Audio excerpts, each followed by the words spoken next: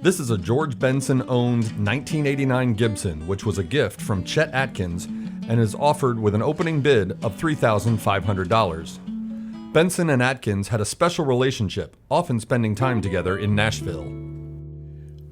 When I think of the wonderful man, Chet Atkins, great things come to my mind. His quiet personality, except when he picked up the guitar, he was very powerful. Every note was like a powerful statement. When he played phrases and lines, they were so well thought out and so well placed, and their beautiful colors, and were phrased so beautiful. Only one man had that ability. And yet he taught the world, the country world, a different way to play the guitar.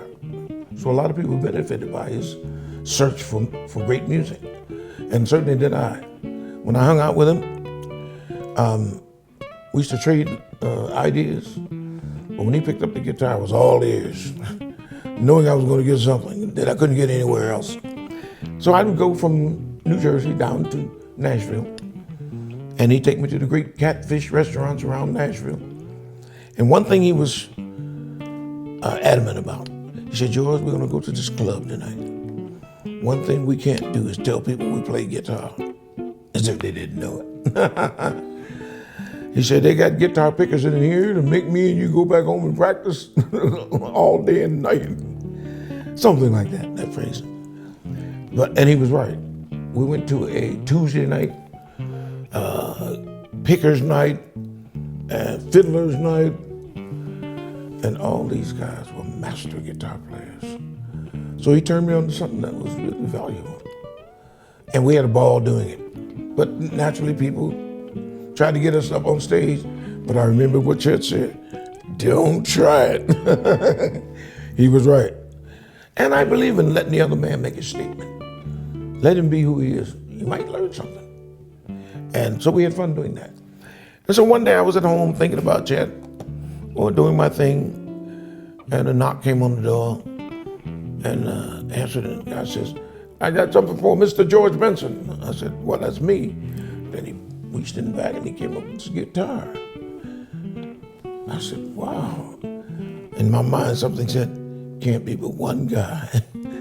Sure enough, it was a Chet Atkins guitar. I think it was a country gentleman, which he was greatly.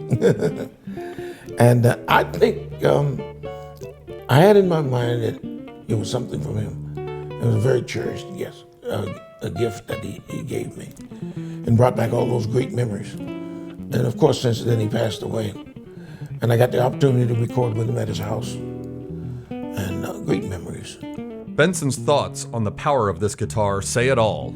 I look at it and stare at it for a long time and try to get the nuances, the things that are different. And his guitars have Chet Atkins written all over them.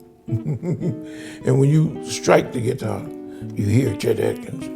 You are now beginning to become a Chet Atkins player or aficionado.